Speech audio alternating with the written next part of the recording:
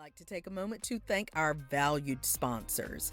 John Travis, a financial coach and certified Kingdom advisor with Richard Young Associates, a registered investment advisor. We'd also like to thank Sense of Satisfaction by Cricket. And a special thanks goes to Paul H. Bush, the Burning Bush. Please note that the views and opinions expressed on this show may not necessarily be the views and opinions of our sponsors.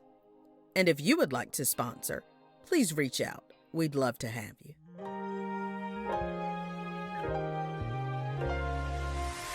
It's time to hear the story, make the connection, learn the lesson, and gain the wisdom. Are you ready? Let's get charged and be changed. The Sister Speak Brother Break Show. Conversations on grace, healing, and deliverance. This is Marcy Bush. Come on, let's journey together. So, where were you when you got when you received the transplant? Emory in Atlanta. And when they did that in 2018. Yeah, we finished up our evaluation in December of 2017. And which is the same month we actually purchased our house. Okay. And she said she was like, it may take up to 6 months, but just be looking out for our phone calls. So I'm looking like, okay, like, I got some time to save up some money to do this, do that. 2 weeks later. Whoa. No, it wasn't 2 weeks later. It was a couple of weeks later, maybe about 4 weeks later. Okay. She called me back and she was like, Miss Pressley, could you, is February 6th too soon to do your transplant? And I'm looking like, I said, lady, I could have been there last week. Okay. Wow. I said, I could have been there last week. Wow. Oh, yeah. That's love though. Even like you said, because to give it to someone you don't know. He said he was willing to do whatever it took just to get me off the house and then make me, get me healthy. Because did your body take a beating from the dialysis that time? Yes. I was exhausted. Okay. All the time. When I would come off of dialysis, like I had to come home and take a nap just because like what the machine is doing for me in 3.5 hours, yours is doing it all day. You know what I mean? Gotcha. Yeah. Oh yeah. It was kind of traumatic actually, Okay. Did you work? I couldn't because I was so drained. Okay. And see, just like I said, because you're educating me, because I do know some people who are on dialysis, but I don't know. See, even like some of the people that are on dialysis, I keep saying dialysis, I'm sorry. They aren't fully educated on it. Like I did a lot of reading on it. I want to know what's going on in my body. Like why I need to see. You know what I mean? Right. I want to know, like, when the doctors came in to talk to me, like, what they were talking about, Right. Okay. So, and do you suggest to people that not just dialysis, but any process they're having, do you suggest that they do their own research? Definitely. Because like I said, I didn't know that I can go on multiple lists. I was just on, I'm trying to, because MCG is right here. I'm going to try to, get on MC. But once I realized that I can do multiple, like I'm going to drive those 2.5 hours. That it got me, Yes. And you know what? And I know we talked about how this conversation is going to help people, but Shay, I didn't even know about this aspect because, honey, I'm sure there are people who will see this or know someone who's having dialysis who does not know that they can be put on multiple lists or who does not know. Because so many times I think what we do is because the doctors or the caregivers are the professionals, we just take whatever they tell us Right. whatever they do. And it's not a knock against anyone, but I think sometimes we don't do our due diligence because we think, well, they would tell us. It reminds me of how even when my brother, he had issues from cancer, and he had to be on steroids, and it was long term. But at some point, his calves, his legs and stuff like started weeping. They were leaking, and we didn't know what was going on. And like at some point when I took him to one of his doctors, he was like, oh yeah, that's from the steroid use. Well, y'all weren't gonna tell us that? Right. Like at least, let us know what to be prepared for. And sometimes you don't know the questions to ask until stuff starts popping off. Anytime my doctors put me on a new med, like I know that, sometimes they'll tell you about it or not, but I'm going to look it up and I'm going to research it. I'm going to see what side effects come with it and all. And you know what? I'm guilty of and thank God I'm not on any medication except some eye drops that I have to take. But I have been on medication before, of course, and I get the papers, but a lot of times I don't even read them, to say what the effects, the side effects and all that. I'll have them in there, and maybe if I start to feel something crazy, then I'll look it up. But it's so important to educate yourself before. It really is. And a lot of times too with doctors, because that's what they do all day, every day. Sometimes they overlook the basics. Yeah.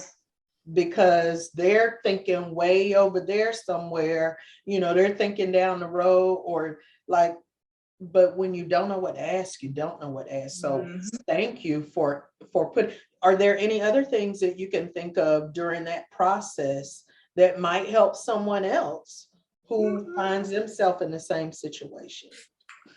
Not right off the top. Okay.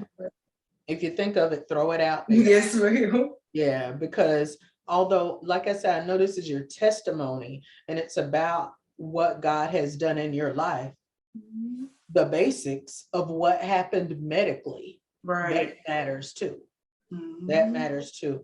And so, like you said, across the board, not just with a dialysis patient, but anything.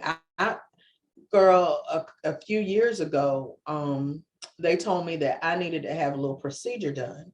And, I could drive myself and all this. And I'm like, oh, okay.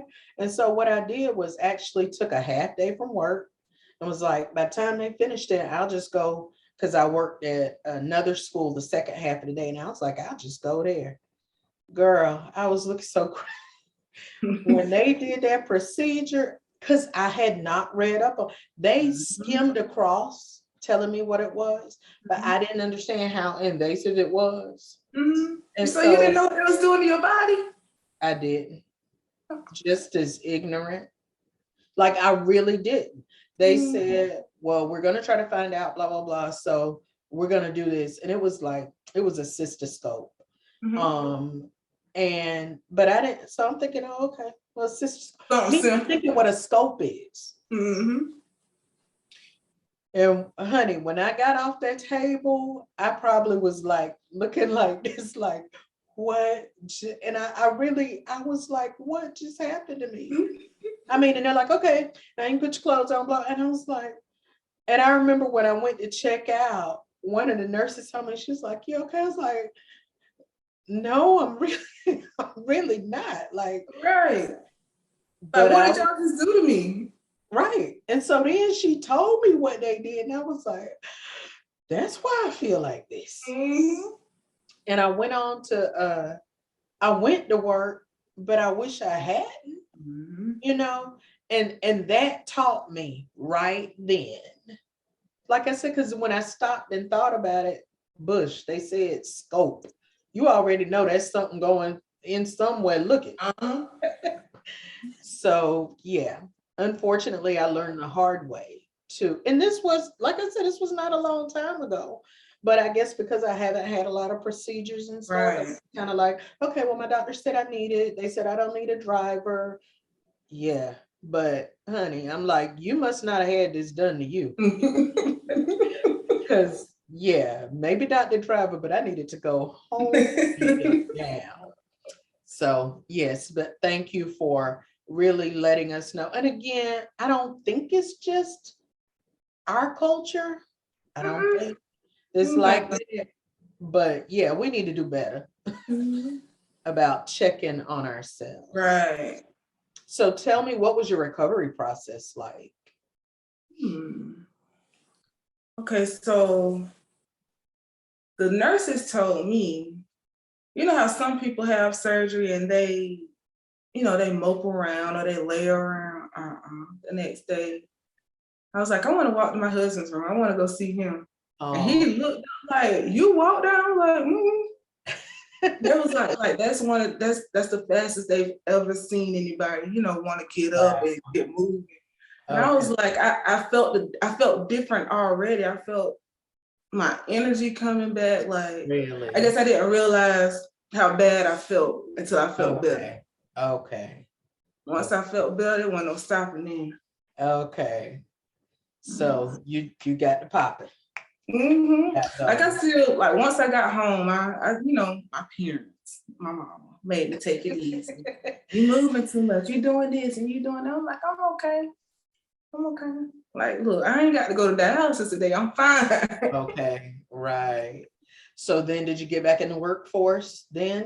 Maybe about, because they didn't want me to go right back.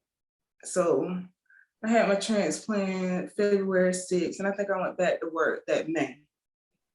Girl, that's still. But it wasn't full time though. I'm a workaholic now. Okay. Like even now with the whole, we talking about the baby yet? Whenever you want to.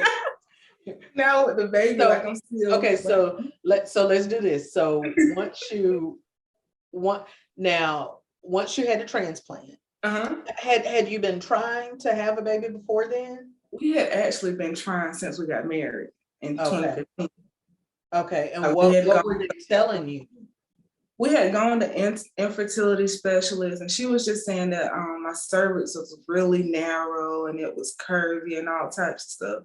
And so she was, we were planning to start doing the IUI procedures, which basically means they, insert a catheter in through my cervix to get me pregnant. But we never got that far because I ended up back on dialysis. Okay. So we started those procedures January of 2020. Okay. So right before the pandemic hit. Okay. Yep. I had 3 in 2020. Okay. I think 1 in January, 1 in September, and 1 in October, and they didn't work. And I had 1 last year. I want to say it was like March or April last year, and it didn't work.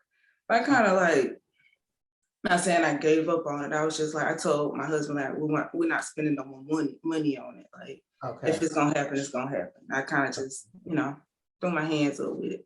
Okay. And so Bishop told me, well, he had already given me a couple of words, and said, God's gonna grant you the desires of your heart. And when we want something, we want something. So I'm like, win. It ain't happening, win. And so in December, I think it was a couple of days before or after Christmas, he told me, he walked past me and he said that it's gonna happen, and it's gonna happen when I least expect it. He was like, you got too much pressure on yourself. Don't, God told me to tell you not to put so much pressure on yourself.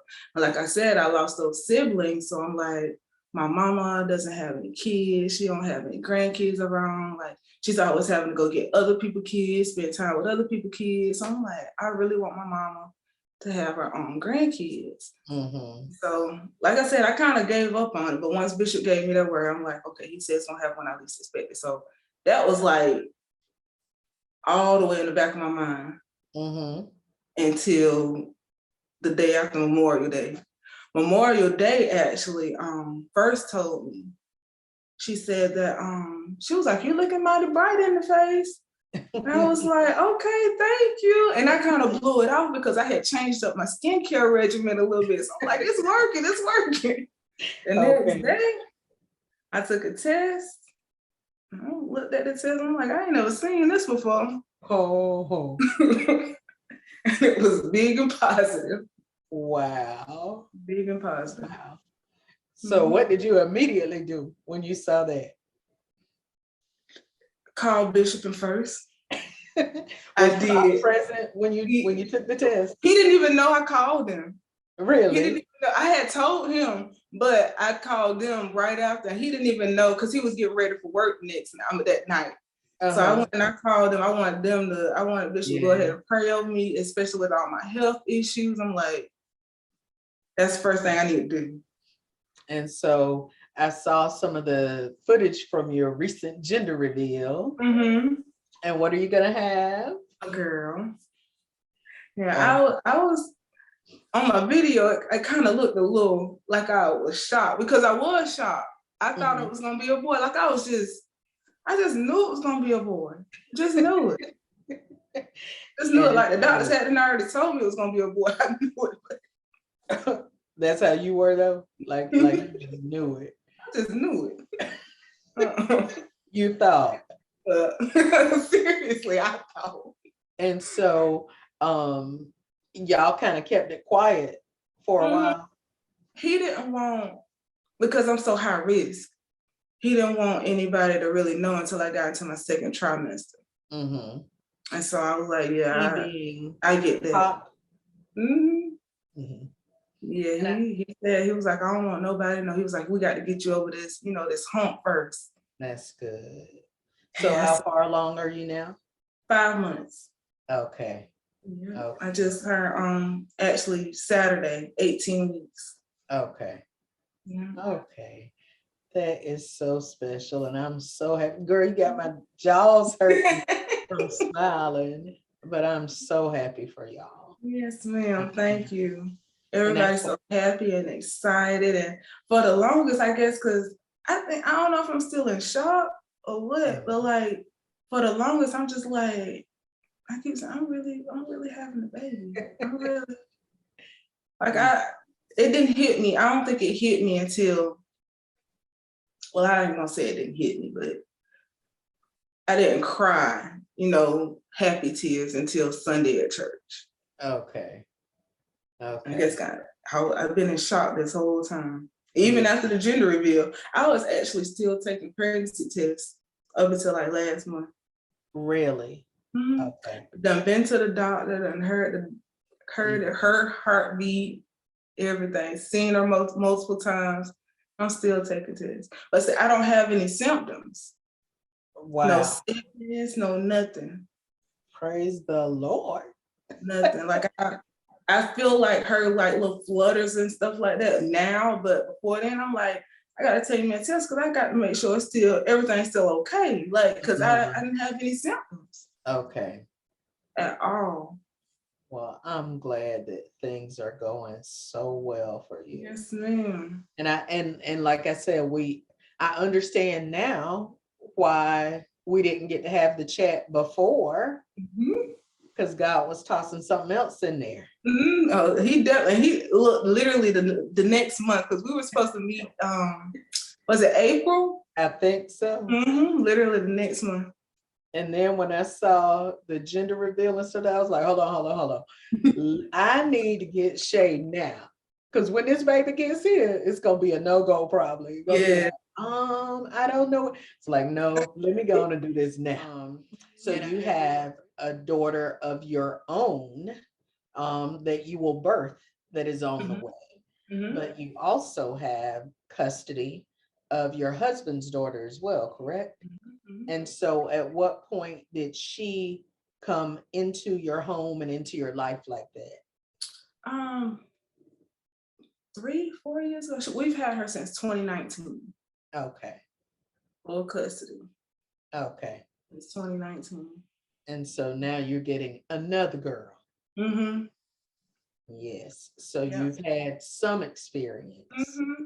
Yeah, but it's kind of different because she was kind of already molded and kind of, already raised when we got her. Of course, I had to, break some things down and kind of, Right.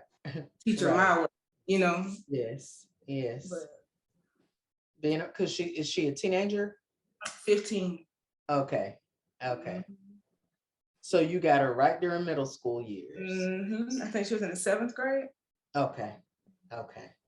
And I'm sure she'll be glad to have another little person in She the house. is so excited.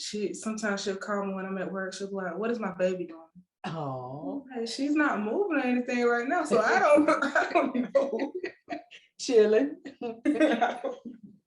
Oh, that's good. That's good. And it's a blessing that you see having her in your home as a blessing, Mm-hmm. because that's not the case with a lot of people. Mm-hmm. And so the fact that you have taken her on and know that she's yours too, that's a Yes. blessing.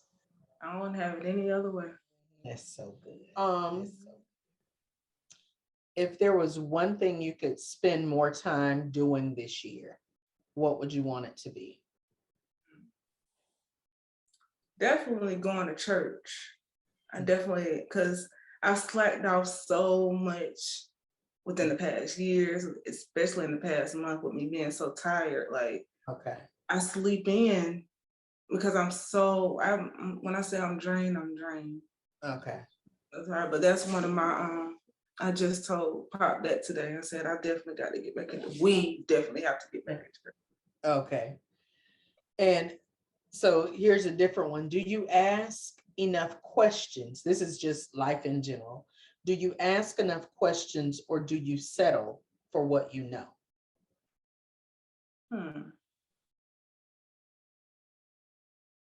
I think I ask enough questions. Okay. You're I somebody who gets in there and asks, you don't just sit back and okay. And then the last one. What does your joy look like today?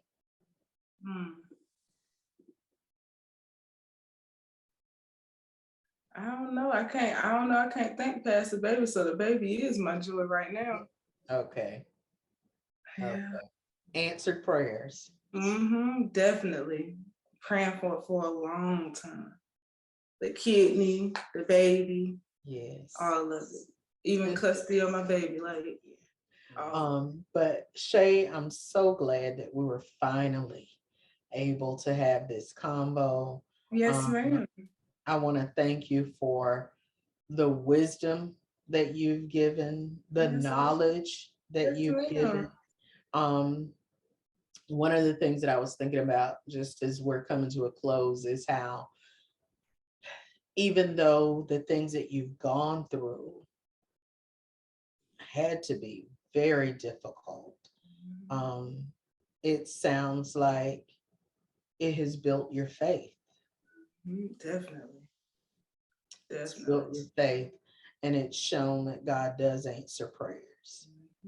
And it sounds like, because we pray a certain way and we don't always know how he's going to do it or when he's going to do it. And I think when we release ourselves from trying to control what it looks like and just receive it in the form that he gives it, that's such a blessing. So I do want to ask you, before we go, what would you say to someone who finds themselves in a predicament? It could be health, it could be relationship, it could be just waiting on a promise or something that they've prayed for. What would you say to them to do in this process? Don't give up, for one. Okay. Definitely don't give up. But like they say, when you pray about it, don't worry about it. Because that's what I was doing. I was praying and worrying. But once I, prayed about it and kind of gave it to the Lord, like that's when we got baby girl. Okay. And that reminds me of that song that said something like, soon as I stop worrying, worrying how the story ends. That's when Mhm. I let go and I let God Mhm. have his way. It took me by complete surprise. Yes, Mhm. yes. Well, I'm looking forward to meeting baby girl when she Yes, gets here. ma'am. Yes, Yes, ma'am. yes. Well, thank you so much, darling. And Thank you. yes, and we look forward to what God is going to continue to do in your life. Yes, ma'am. And thank you all for watching the Sister Speak Brother Break show this week. I want to ask you to share this episode or these episodes with people that they will bless. If someone, comes on your heart, there may be a reason that you know a connection, and then there may be, maybe you don't know the connection, but you feel led to share it. Just do it, because you don't know how something that might be said could change someone else's life. And so the whole reason we're doing this is for you to see that God is still doing miracles. He's still answering prayers. And so I just want you to share this with someone else so that they'll be encouraged as well, that God hears them and he will come through. All right. We'll see y'all next week. Same place, same time. I do that every time. Same place, same time for the Sister Speak Brother Break show. Thanks so much for joining us today. If you've been blessed by today's show, feel free to let us know. And if you'd like to sow into this ministry, become a sponsor, or contact us, you can reach us at 803-221-0169. Or you can email us at the ssbbshow@gmail.com. Let's continue this journey together. Missed any of our past episodes? The pain that I've gone through, I've been through lots. Depression, perversion, low self-esteem, rejection. But I'm here, and I'm loving life, and I'm changed forever. I'm trying to maim you, to leave you, like physically and mentally, maim you. He wanted your life. I don't think he so much wanted my life is that he wanted some results. He wanted me to stay in the earth and not be who I am now. Piece where you start talking about it was your love walk. Yes. We had an opportunity to not only share our experience, but find out that there were so many women in the room who had similar experiences. Advice would you give to people who find themselves in the grips of grief right now? The pain is inevitable, but the suffering is optional. You were still sick, you still weren't well, but did something change for you when they gave it a name? Yes, because once they put a label on it, I felt like it was putting a label on me. Catch up on past shows on my YouTube channel at Marcy Bush, MarceyBush.